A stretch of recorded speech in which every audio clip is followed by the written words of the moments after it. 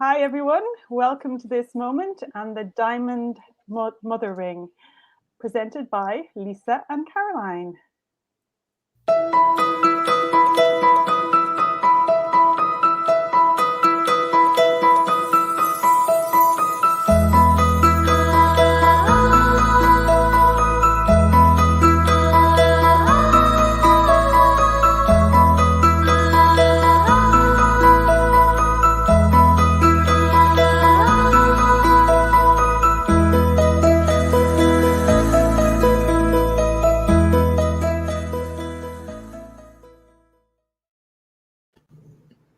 So welcome, and thanks for joining us as we illuminate the core of the feminine force.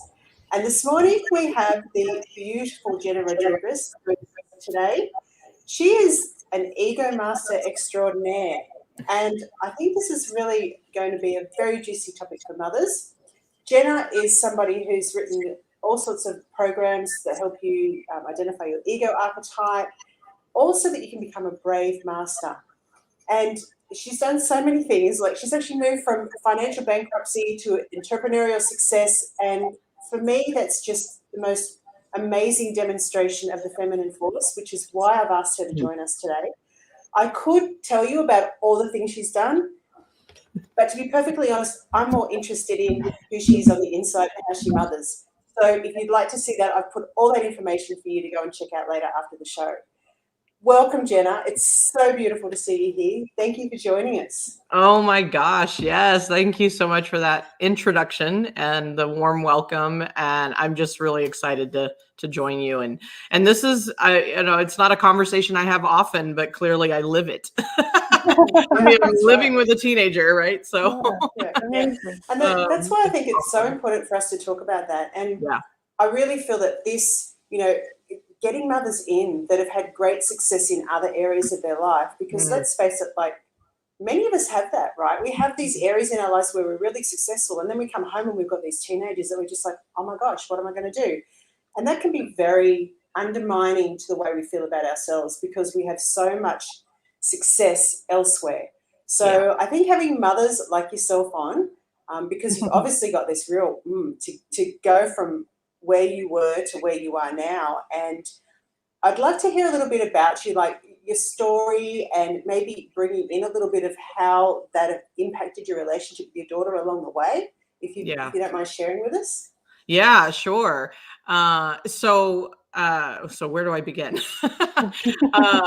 First and foremost, I have, currently my first jump into parenting started with a stepchild, and she was 3 when I came into the relationship with my husband, and we've been together 20 years. So my child now is 24, the first child, and then we obviously birthed Sophia, who was 17 last month, and so yes, gone through a lot of different, circumstances and experiences and growth and evolution in myself. So, 10 years ago, I wasn't the person and the mother I am now, right? We continue to grow and expand, and we filter things through our own experience. And honestly, that seems to be probably the hardest part for me is my childhood was very different than the one I've provided to my children.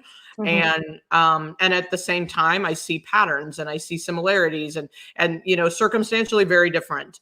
I came, through some pretty big hardships as a child, and divorce at 8. And then, my mom's boyfriend was abusive physically, and to her, he was more emotionally and verbally abusive to me for 5 years. And then I moved out at 14.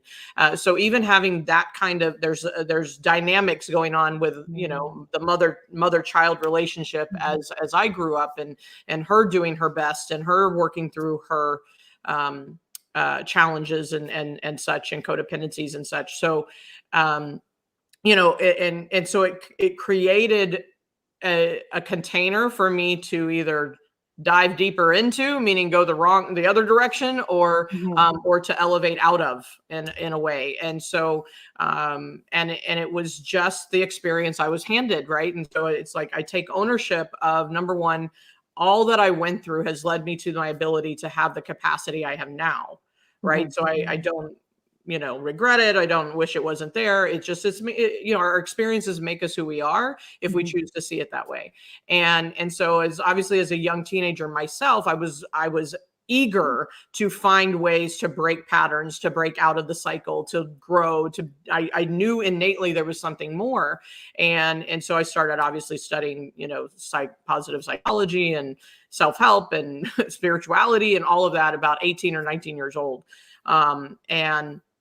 And so by the time I was 27, I had now become a mom to someone else's child, right? But just adopted her in as my own. Like I loved her. I fell in love with her.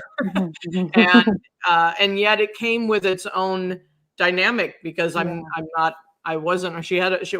co-parented, all three of us, right?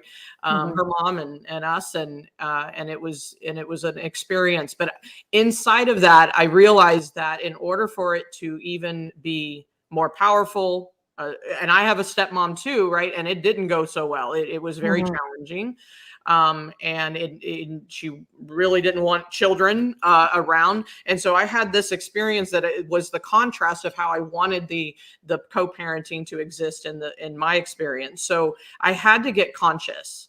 I had to, I didn't have to, choice, but it's like if in order to get to where I wanted to go with it, I really had to commit to that level of conscious growth inside of myself. So for me, I feel like motherhood and, and that feminine force, which I love that you call it, I believe starts with self-leadership, and it starts with our own consciousness. If we aren't doing the work on a daily basis, our children are just getting who we are. Right. They're just getting the experience of who we are in the moment. And so, my child has seen me grow. I have not been the same person in the relationship after 17, 20 years or what have you. And I think when we commit, though, that we are on a journey of growth, we are on a journey of learning more about ourselves so that we can be better for them and not expecting them to fill the voids and fill the holes in our own heart and our own being and all of that, right? We're not looking for them to fill something, and resolve something for us. And that's a hard one, right? Because they're just a reflection of who we're being. They're just a reflection of who we're being. So if I'm being more conscious and aware and self-leading, then clearly that relationship can show up, differently. And we've had our ups and downs, trust me. And I still am learning how to, reflect on like, why am I reacting that way? And I think the biggest thing now with my child and my teenager is to just keep owning my reactions, owning my behavior, owning and explaining like, hey, this isn't about you. This came from, my feeling of lack of control. I got reactive and I got upset because I feel like I need to protect you. And that's on me. That's not about you. Right. Like really continuing to take that ownership and offer an insight versus just leaving it with the reaction and the child's like making it all about themselves. Yeah. Right? So that's brilliant. Yeah. That's so anyway, I don't know if that's what you wanted. That's so amazing. There's so many different things in that, Lisa, isn't there? I know. That's what came through. I just actually love, though, that, it sounds to me like even the children were like nearly, your teachers, and that they were kind of pushing you into your kind of evolution because you became, I suppose if you hadn't had that background, you wouldn't have had the reason to do that conscious work in yourself, that kind of way. So that's really kind of like the stepping stones up to kind of that higher way, the highway, as I call it. And, I think it's just, like that choice that you're taking in each moment to kind of become aware, and you're always starting to become aware of new things all the time. Like it's really, really powerful, isn't it? And I love what you said about control, because that's like we were talking about, I think last night we were talking about the last couple of nights, control has been the big thing, that women we seem to, want to control the outside, but really it's not until we step back and go into that feminine force that we start to realize that the control is always within, and that, when you start to kind of become aware and do that. I love what you would say there about reflection, because that's a fantastic practice on a daily basis, to be always sitting and reflecting on, my state, you know, kind of where am I at, and to constantly kind of growing with their growth, because they're always growing, 100%. you know. Yeah, because you're always breaking your ground. As Lauren used to say, Mom, I'm the guinea pig. I'd say, sorry, love. Yeah, I know you are. But that's just the way it is. Signed up for it. Yeah. And that could be quite confrontational, though. Kind of like, I always look for little things that can help me to be aware of my own behavior. Yeah. And what you were saying then, that they are the reflection of who I'm being. So that's a bit scary, because if I'm looking out and I'm seeing this teenager that is not what I think is acceptable, and I then have to turn it around and go, okay, how is this a reflection of who I'm being? You know, am I being that? Am I being unmotivated? Am I being unsupportive? Am I being disrespectful to her? So, you know, like that little key that you just gave us then is really so powerful, and yet it can be quite, I mean, like I can imagine there are some mums that just go, I don't actually want to look at it like that. Thanks very much, Lisa and Carolyn and Jenna, but no thanks. I won't take that one on. Thanks anyway.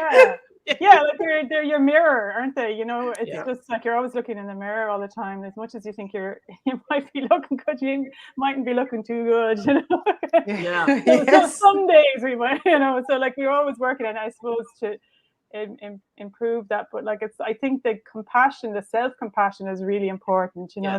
Jena was saying, where you kind of, and like that too, when you become aware, because like that, I know I use apologies, like, and actually, you know what I started to do recently, when I kind of go into that mode where I know I've after making kind of a big boo-boo, we'll say, because I've sat and reflected about something, and I kind of went, that wasn't right. That was actually coming from me. It was a new thing that came up, maybe because it's something that hadn't maybe arisen before. And then I'd sit, and it usually kind of, I go and do a little, kind of get a little token or something. I remember buying Lauren a little, it wasn't even a cheap little necklace with a sun on it, you know, kind of a sun. And because we had an argument, and I realized it was my fault.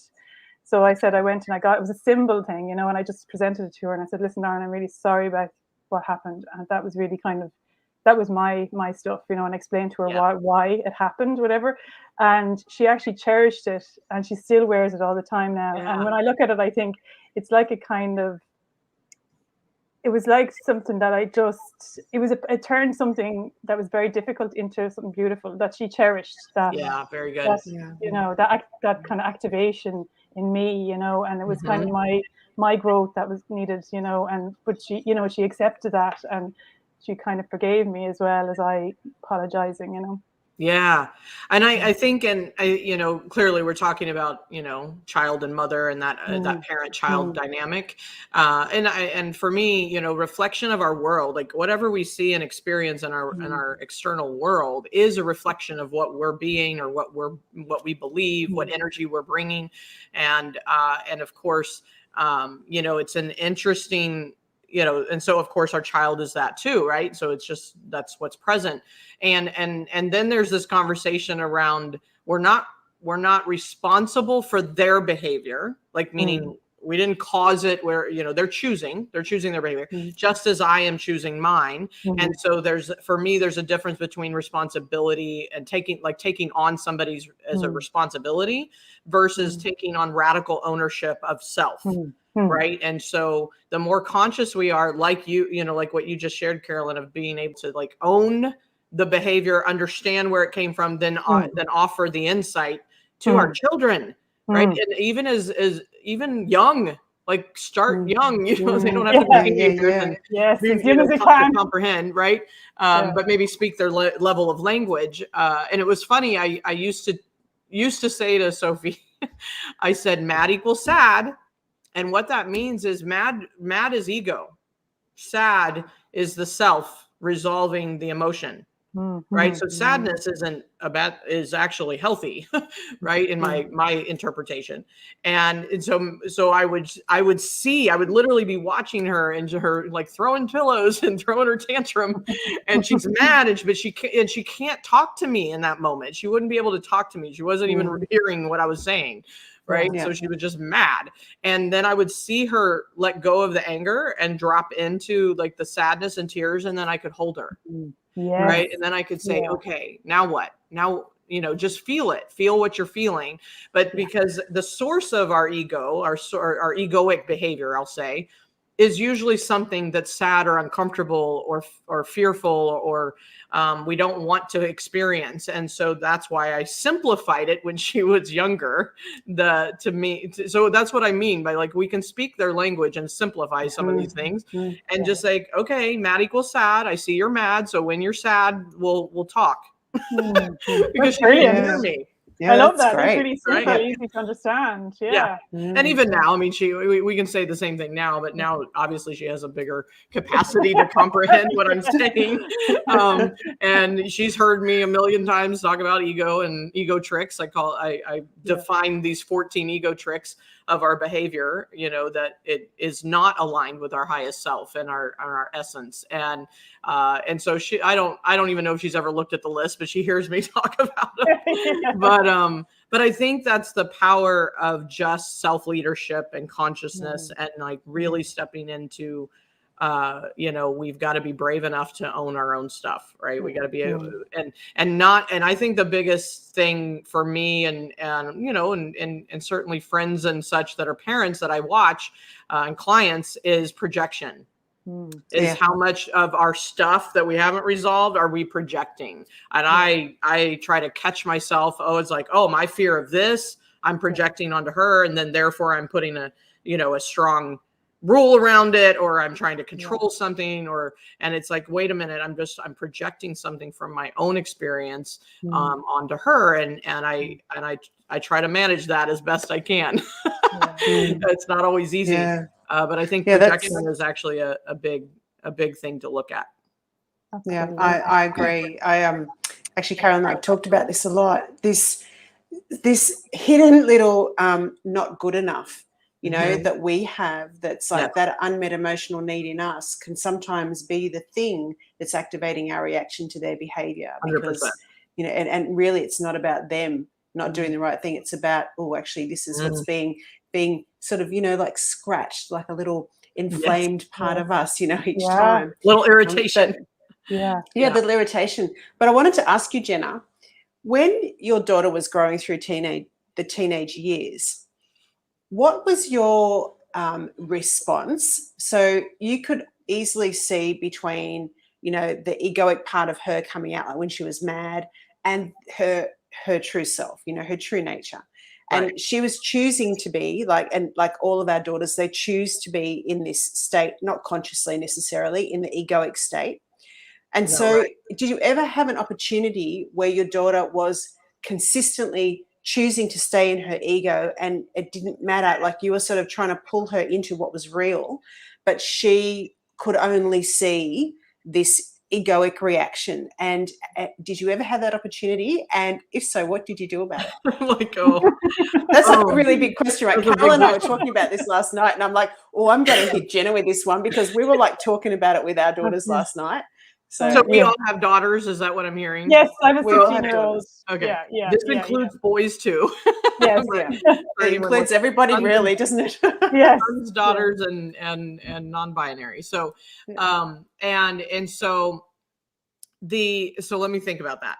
I mean, I think I navigate it, obviously situation by situation, and just, when I see her mood change or her behavior change or what have you, and obviously, in the moment, she may not be able to hear me, right? Because she's in the egoic reaction, or I'm tired and grumpy and don't want to listen, or, like any of us. Right. And so really what is available, even last night, I noticed, I mean, it was like midnight and she hadn't gone to sleep yet. And her body language was, she like walked into the room and like sped out of the room, didn't say anything, didn't want to say, I love you or good night or anything. And I was just like, she's tired. There's a reaction to that feeling that's there. And, and if there was something else going on, she would have to communicate it. Right. So I made an assumption of she's most likely tired and just let her be. right? Just let her be. And so I think just as simple as that, you know, obviously there's you know, other things that can go on. And there can certainly be a pattern that is being perpetuated in them where they're not getting emotional resolution. Right. And so for me, you know, one, communication is key, right? Communication. Two is being conscious enough to know, are they in the reaction and therefore they're not going to hear me? And so do I need to like have the conversation or the communication the next day and then revisit the behavior, right? Versus like, you know, dive in the middle of their, you know, reaction or behavior because I just, you know, when we're in ego, a lot of times we can't hear anything. We're in limitation at that point. So communication is key, and also just a little more like last night, you know, just awareness of where she might be. Has nothing to do with me. She didn't say I love you. It doesn't mean anything about me, right? Like letting go of like just having more compassion and let go, and patience and you know, because we just, you know, it's like finding the rhythm of being together. I love that. And and so and then hormonal rhythm, let alone, especially for us, all of us girls. But the point being is, I think what I do most is to either try to ask a question or get in communication. You know, instead of imposing and projecting my interpretation of what's happening or what I think she's feeling or what I believe she's doing, right? What the behavior is. I try to ask more questions, and that has been a practice, right? I'm not perfect at it. There are times where I just want to call it out, right? And say, this is what you're doing, right? And instead of going, hey, you know, what's going on or how are you feeling right now? And the more that I ask questions and not like allow my projections to be the first step, is she opens up more. Like she just comes to me and offers things, you know, and when the other day she was just standing in the kitchen. I'm sitting here at the desk and she was like, yeah, I watched this video in class and something was said in the video that triggered an emotion. And said, oh, okay. I said, so, you know, what went on for you in that moment? What did you make it mean? Or what thoughts came up, right? Getting them to dialogue, because I think the hardest thing is obviously child development is articulation of feeling, of emotion. And even if they start with thoughts, okay, at least they're getting self-aware, but it's like coming into a space of learning how to express the feeling. Right. And so I try to ask the question or, you know, practice asking the question, how did you feel about that? And they'll either figure out a feeling word or an emotion, or they'll share a thought. Right.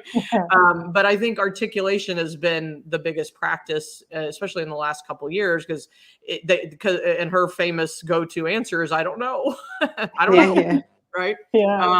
And of course, one of my ego tricks is confusion, meaning I don't know, right? I don't want to look. I don't want to know. And sometimes it's just lack of the ability to articulate it. Like, I don't know what I'm feeling because I don't know how to tell you. Right. You might not have the words, you know, and it's actually interesting because I'm thinking of, you know, when you say that, like a lot of some children are naturally articulate, you know, and they have a really strong, powerful voice. Like my daughter has no problem articulating herself. She just did an aptitude test and she got out, you know, persuasion was like top of everything. You know, it's like absolutely, you know. But others find it very difficult to articulate, you know, and I think self-expression and like that's where creativity is brilliant for kids, you know, to let them express themselves in other ways, whether it's music or art or, you know, poetry or something like that, which is brilliant. You know, like even bringing that in, I think it's great to have accessibility to those things in the home is really great, I think, you know, or, you know, for children that aren't as really open or they don't have vocabulary. Because I know myself, even like you know, I've struggled with trying to put words on emotion, you know, that kind of way sometimes. Like actually, you know, you have to, it's one thing feeling it, but then another way trying to kind of into yourself, like what is that and what does that what am I actually feeling, to identify these kind of things that are coming up, so that's a kind of a fine art in that, really, isn't it? It's an art. Yeah. I mean, just look how much trouble we have articulating our, true emotions and feelings, and how much practice it's taken for us, right? Exactly. And then imagine them just at the beginning of their life trying to figure that out and put the language to it. And I think the nuance of it all is the discernment between, am I feeling indifferent, or am I feeling lazy and feeling bored? Like being able to actually, there's fine lines between what do I actually feel, and of course, it's kind of like sometimes going into the sensing then for the mom. Like I think for myself, more into the not so much what they're saying, but feeling their feelings. You're feeling their feelings, that kind of way. And what are you sensing innately, in your kind of knowing that might be happening, because they might be saying one thing, but they're feeling a different thing. So I think, that intuition and that innate kind of, feminine force that we were talking about, is really important. And it's something that's kind of, I know there's different roles like mother and father, but I think mothers have that because I suppose we were connected to them so closely, at birth and stuff. We do have that very close kind of sensory kind of connection. The sensory part, yeah. And of course, I've built a business and career around hearing behind the words, right? Yeah. So I that's part of my ability with my clients and such. So, and sometimes it's assumption versus intuition, right? I'm assuming what's behind the words, or I'm assuming this is what they mean, or this is what they're feeling, or this is what's going on. Or am I dropping down into my heart and my body, my compass versus my head, right? And so there's that fine line between, practicing my own ability to see the difference of that, the discernment of that. And because I want to, just have the answers, fix it for them, right? The fixer in me comes out, and that's not always the right answer for them. And so I think discernment a lot is what, is part of our practice as mothers, and being conscious enough to know that what we're thinking may be a projection, not an intuition, not actually feeling what, the knowingness may not be what's coming through, but the assumption of what I know. Right? Yeah, that's a nuance kind of in yourself then, isn't it? Like it's getting to that. They really kind of fine tuning us like an instrument, Yes. But I think when you're talking about, I like that. like a harp, to really fine tune the harp, when you're playing the harp. But it's like, I think, or just even when you're saying that, it's kind of come up for me that I can imagine the amount of information that's coming at them from technology nowadays, and they're trying to process within their emotions, like I can't comprehend that. And even I was saying to Lisa during the week, like I feel, I don't know about your daughters, but they are so highly perceptive, and they're taking in more, they take in energy, and they kind of, it's like washing machines for it nearly, so they're getting kind of all sorts coming in through the devices and stuff. So they've so much more to process than we have. And then they haven't had the kind of emotional education. That's why this work is so important, to give them like a washing machine to wash that, to really kind of purify that and have the ability to be able to do that, because they have so much more to process than we ever had, Right. So that's why it's really important and powerful for women, are like the mothers, to start to understand that and to get the tools to around the emotional education to be able to support them in that process at this particular time, because it's actually new to humanity. It's never happened before. Correct. So it's really vitally important. Lisa, what do you think? I think I was just going to say something, but I also want to say hello to Scott, because he's joined us, and he also just affirmed, that because he's a dad who mothers as well as fathering, and to learn the emotions, for parents to learn our emotions and also have patience with their kids, I think he feels that's a really important point. And certainly that was something that it took me. I was 37 before I realized that I didn't know my emotions. I thought I was emotional for 37 years because I cried. And yet I didn't realize until I was 37 that I actually wasn't feeling my emotions. I was thinking my emotions. And that was just like, are you kidding? Like all of this time I've missed out on all this feeling in my body. Like I just didn't even know that there was another way to be. You know, like I just had no idea. And you know, and now I think it's my blessing because I can be in that space where I can sit with my daughter and just be emotionally present. The thing that and I'm sure that you guys probably also are challenged with, the biggest thing is not saying anything, right? It's like, you know, being able to see that where this is going and where this is going to take her and having the insight, because you've done your own work, you've got the insight and you're working with others. So you've got these insights, but unlike a client that comes to see you, she actually doesn't really give a shit that you know, right? She doesn't care. Like, I am not here for coaching. She doesn't actually want to hear. Yeah, that's right. I did not She doesn't want to be coached. No. I have to be careful with that. Trust me, I go into coach mode real quick. I know. I've been hearing myself talk about this not good enough, and like the last 3 days, I've heard myself say that 3 times. I thought, oh, got to stop saying that, because in a way, it almost pushes them further away. You know, like that thing that you have as a teenager. Like I'm not even going to listen to that because you know they want to have their own experience. And for me, actually, just reminding myself that I actually don't have to coach her. I don't have to fix this. I don't have to take her anywhere. All I have to do is be on her journey with her, and the life that runs through her, it will help her get to where she wants. Like, this is her journey. And for me to keep reminding myself that this is her journey, and even though it may be completely opposite to the things that I think she should be doing, whatever, it's not my journey, it's her journey. And me reminding myself of that helps me to keep my mouth shut in those moments. Exactly. And that's the responsibility part, right? Like it's not all your responsibility. But that's great relief, though, isn't it? I think that's amazing relief. You know, because I can relax. Woo, you know, because I was saying to Lisa today, you know, it's like braiding. You know, when you're braiding hair, you have 3 pieces. You know, and it's kind of like I would say, there's you in every single relationship. There's 3 elements. You know, like there's you, there's the other person, and then there's life itself. You know, so you're always kind of braiding from the outside in all the time, and it's like this co-creative kind of braid that just gets created as we go. You know, and it's just a great relief to know that, like, there is that kind of life.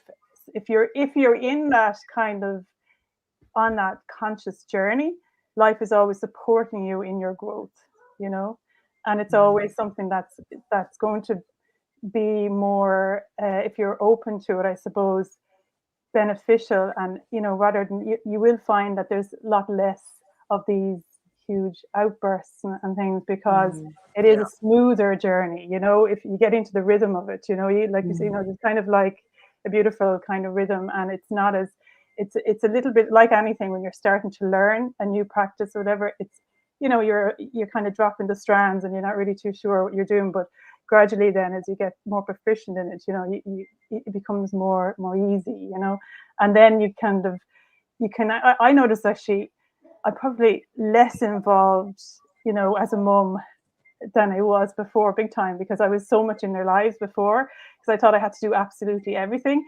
And now it's like great, because it's like I have a lot more free time and space to get involved in initiatives that I want to do and everything like that. And it's brilliant because they can see that I'm doing that as well.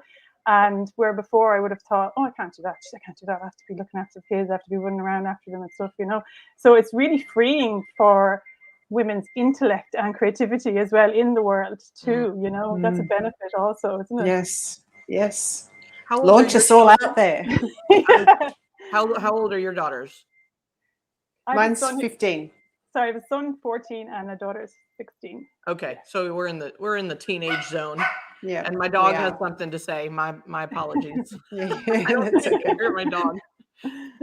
I think too, there's a lot of trust, isn't there? Like I loved what you said, Carolyn, about the life force, and you know, thinking that we're co-creating with this life force, because we are really. There's that hidden side of things that we can't see, like that grows the tree and makes sure that the flowers bloom.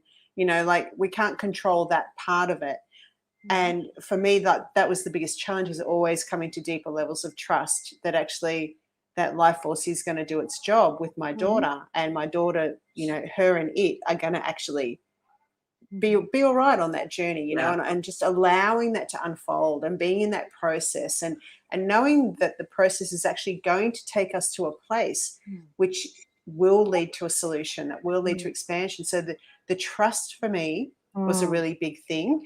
And I guess for you, Jenny, you'd probably see that the ego gets in the way of that trust. Like, I think there'd be a really nice little segue there if you wanted to share about that, because I think that might be a really handy thing as a mum to know, well, how because I called this talk egoless mothering ? Because like is that possible?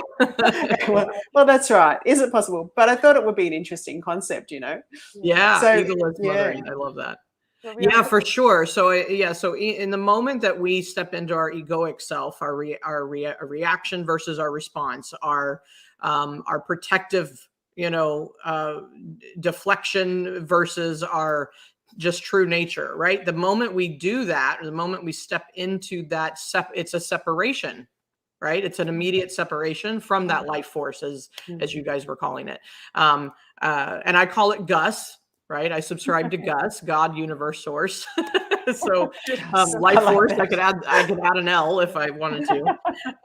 But the point is yes, I think trust in that higher consciousness, trust in that life force, that, whatever you want to call it, right?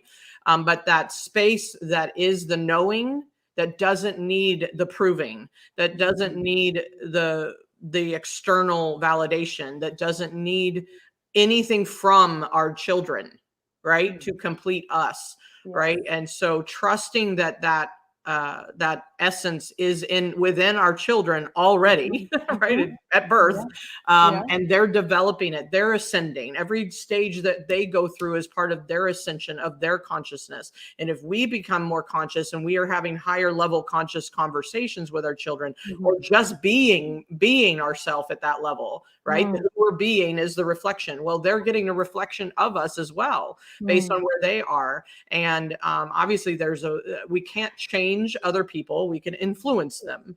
And I believe that that's who we are really meant to be, is simply an influence and a role model. So, and I watch at moments where it's like, I get the glimpses of, okay, my influence has sunk in.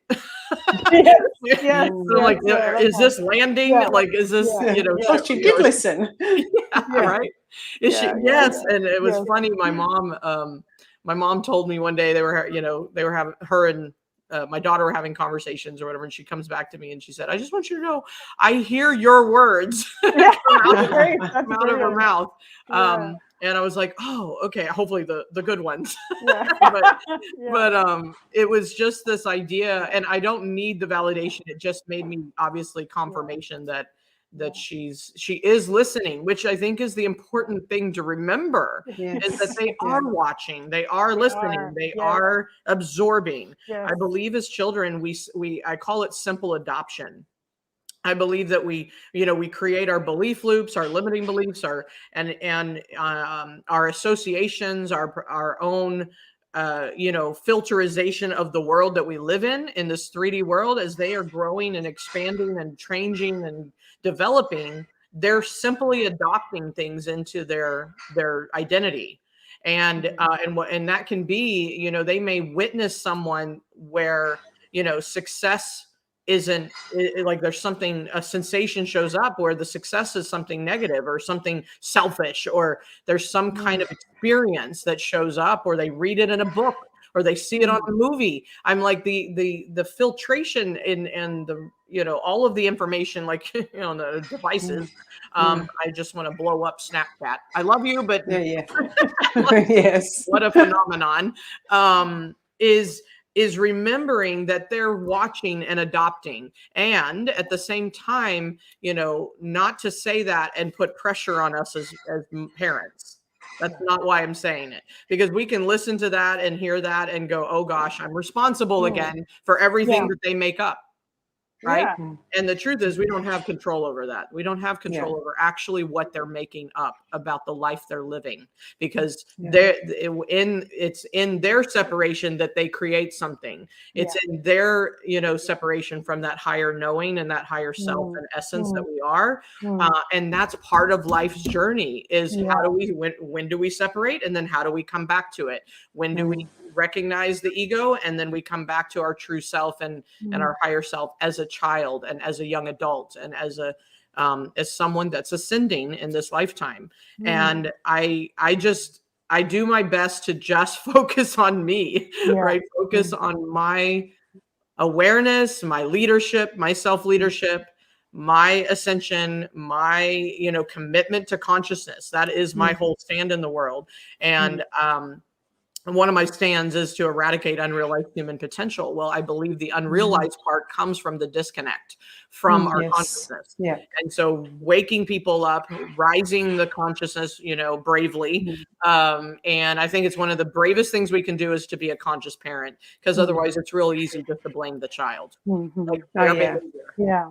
Amazing. Right? That's so amazing, actually. And you know what I'm hearing as well? It's something, a conversation we were having before, Lisa, about, kind of the importance of mothers being those kind of pillars, or, it's like if you're building a skyscraper, and what we do is if you're going to build a skyscraper, you have to go really, really deep. You need to dig really, really deep to support the foundations. And then you put in the foundation. So to have your own strong, solid foundation, and then you would build, put these like steel girders kind of going way up, and like, I think when you have that, you have to have those pillars in your own life of your values and your things that you will not budge on. And if you just stick to those, and no matter what happens, you don't move those pillars that you have kind of formed in yourself as such, that is really important for these times, because like all the structures within society are kind of crumbling now, because we're in a time of massive change in humanity.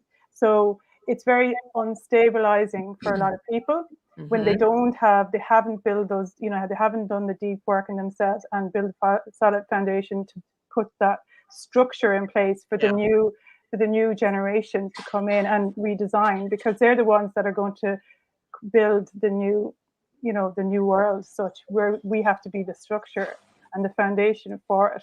So it's our job really to just to hold firm to us in our beliefs and in our values. Then they will have something to hold on to. Otherwise, there's so much change happening. They won't, and that's where it's instability, and they'll be unstable in themselves otherwise. So it's our job to try and really become that have that emotional stability. But the problem is our generation haven't had that education, so we're having to grow up pretty fast now to be able to be that stability for them, to be able to do the next stage of kind of that they need to do. So it's like it's just so important to try and go into that and to educate ourselves. And I suppose like these things happen sometimes through trauma, or they happen consciously when you decide that you're going to walk that path. But it's going to happen either way. So it's a choice again. Like, am I going to consciously each day commit myself to this kind of highway, or am I, if not, you'll be kind of shook into it, So it's just, I think it's a very crucial time, really, for families, at this time. I agree, and I think also, Carolyn, like one of the things that I've often thought is that there's so much influence on our daughters with technology, into like everything that they do now. It's just like, it's insane. And for a mother to look at that could feel very powerless. But for me, it's like remembering all the time that I actually have an emotional advantage. If I can create an emotionally safe space where she feels seen, heard, and understood, and it's a really solid, secure, safe space where there's no dynamics that are going to undermine the relationship. There's no judgment, there's no criticism, but have this space, then she can go out into the world, she can have those experiences, but she actually knows she's got this. And that would be very enticing, because when you go out into this world, it does feel like the things that they see all the time, they're always being told they're not good enough. They're being shown they're not good enough. They have all of that. And yet to know that there's this like emotionally safe place behind them that they can just retreat into and like, and relax. Yeah, the and let foundation. go. You know, and that for me is like, I go, that's our emotional advantage. And we do have the neurological thing too, like you said, Carolyn, when they're born and they, you know, they hear our voice, they see our eyes and our smile, and they already know that we soothe them because they've been programmed like that. Their neurological pathways were programmed to be soothed by our voices. So we already have that going on with them. Absolutely. And then in creating this beautiful, emotionally safe place, we have this advantage. And I think the only sort of advantage, probably, maybe it's the only sort of advantage that we can have now, is the emotional advantage. But wow, what an emotional advantage that is, right? Really is. That's the goal, isn't it? You know, it's a diamond mother ring, as they say, you know. But I have an actually interesting question I was thinking about today that I'll put to the two of you about this intergenerational mother ring, you know, and how that shows up, you know. So sometimes it's not just our shadows or our patterns, it's from our mothers or the, you know, it's intergenerational. So, you know, really, like, the conversation isn't just in each family.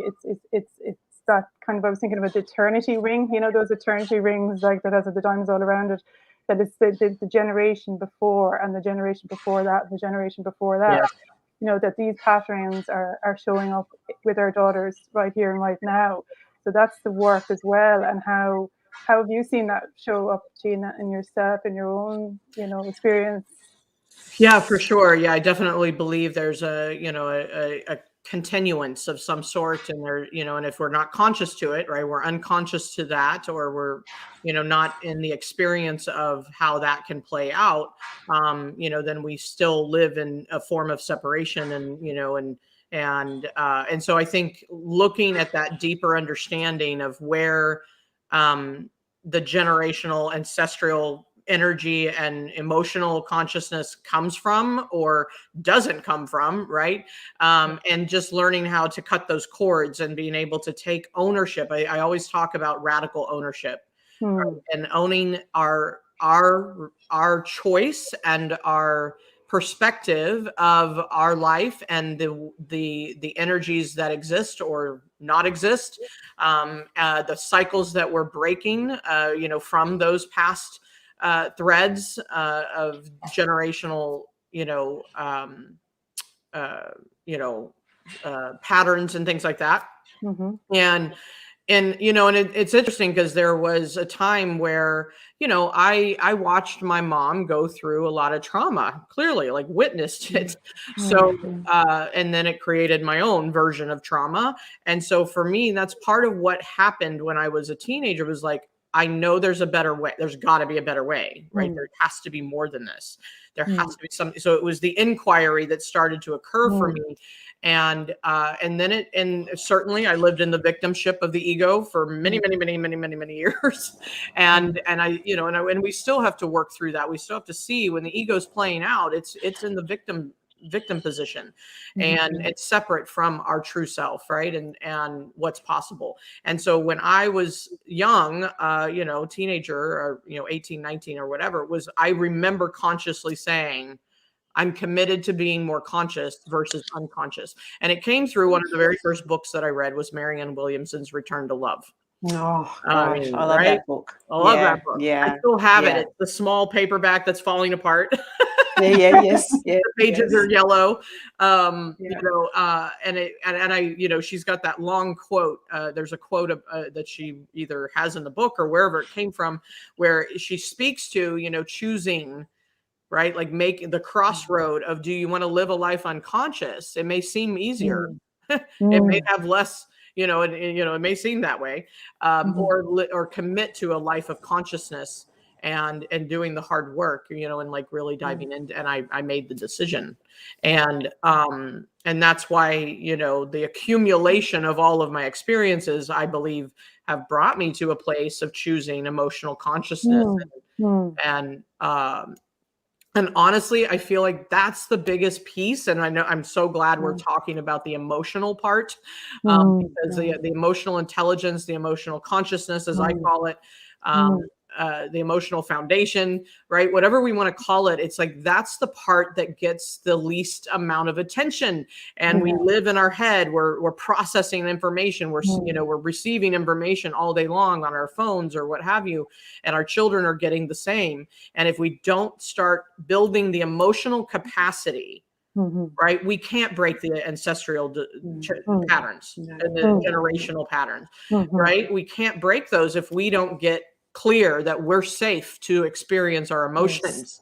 And I think that's one of the biggest things I'm on a mission to do, is help myself and help my child and help my family, but of course help the people that I serve, is to really take on emotional consciousness at a whole new level.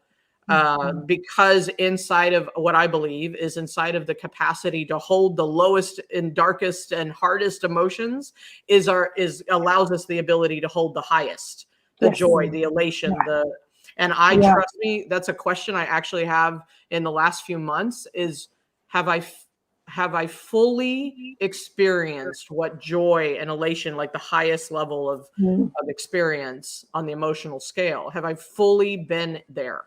And I'm just questioning it. I'm like, what if I haven't? Like, what would it be? And maybe it's moments, but how do I stay there longer? Right. And I mean, I'm sure, yes, I've had joyful moments, but my life has been defaulted to survival. Yes. What half of my life was survival response, especially in my nervous system. And so if that's where I default, I'm coming from the bottom of the emotional scale versus the higher level. And so I'm in the process of kind of looking at that myself. And certainly that, that work hopefully will translate into something my child can learn, right? It's just funny you said that. It just came to me there. I was thinking about the skyscraper, and I was saying that sometimes, we feel we have to take the stairs, but also consciousness is about, sometimes we get a lift. We can go in and we can jump about 20 floors take the elevator. in one go like that. So go to the top floor. You just go whoo. And it's like, so it happens differently for people, sometimes that's not a great idea there, because you end up at the top floor and you don't know what the hell, where am I? Yeah, you're like, I'm going to have down to now. come down, So it's kind of, that's true. And I like what you were saying about that choice, because that's really helped me when I've been stuck in this. There's been a few times that I've been like in a dynamic, and it's almost like I don't want to let it go. Yeah. But I always ask myself, how free do I want to be? How free do I want to be? And I say, how free do I want to be? And I think, I want to be so free. And that determination allows me to do what I need to do in those moments, because it is a freedom that you're choosing for yourself. It's a freedom. Like, I used to think I was free. Like, I used to think I was free because I could get in my car and I could drive around and I could go out for dinner and I could do all that stuff. But that isn't freedom. Inner freedom, when you know yourself and you're in that feminine force, that is freedom like you just cannot believe. And our culture does, there's a gap. There's this gap between our culture and our emotions. We've been taught that our feelings don't belong in our culture, like it's all been pushed aside.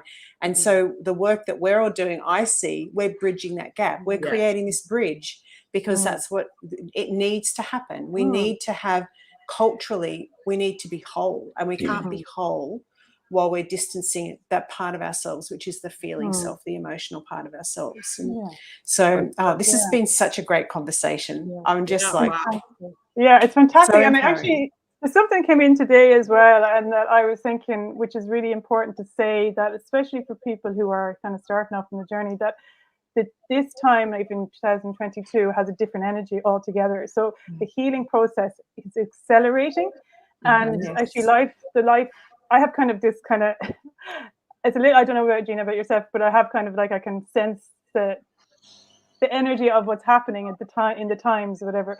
So it's like as if there's an acceleration in the healing process. So anybody who is interested in wanting to go on that conscious journey, I would say, will be getting the lift rather than the stairs. So I would say that, just start, and the women like ourselves who have been down in the trenches doing this have had to be the pioneers. But I definitely think the generations and the people that are kind of moving into this, like life is one whole system, like the diamond, like a solitaire, like we're all kind of facets of the one. So when it kind of it has its own kind of energy force, so like when that decides to shift, everything shifts. But it also creates huge pressure, just like when you're just about to have a baby, you know, it gets very, very strong contractions, and you know, you don't know what's happening, but you know, it's just, it is going to be more intense, but it's also going to be much more quick for people to progress, I think, you know, once people get onto that and start using the tools and start using really practical solutions and keys and stuff like that. So I do think that's what's required now, and they won't have to do as much as we've had to do in previous, you know, decades, you know. Absolutely. I totally agree. I agree. Well, I think that was just such a beautiful, beautiful conversation. I thank you so much, Jenna, for coming along and sharing your wisdom. And you can contact Jenna at any of the places that I've written below. She also has a quiz that might be really interesting to do on your ego archetype. So I like that. I think that's a good idea. So thank you very much. And I'd also like to invite you guys to come along on a date with us. Carolyn and I start our free webinar series tomorrow on birthing the Diamond Mother. So we're inviting you to 3 dates. And we're very excited. We've been planning them in the background, midwifing them. Yes. Okay, you can see how excited Carolyn is. Like she's already laughing. It's very exciting going on your first date, isn't it? We have our first date with all the mums tomorrow, so we're really looking forward to it, aren't we, Lisa? Yeah, it's going to be really beautiful.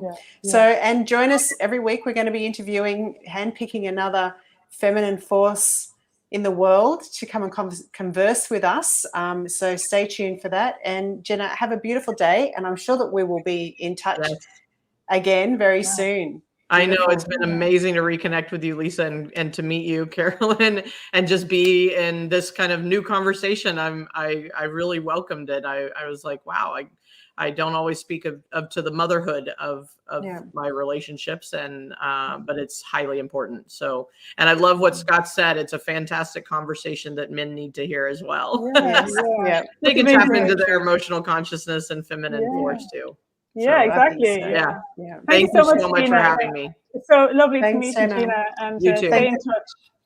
Thanks, everyone. Thanks, everybody, for watching. Bye.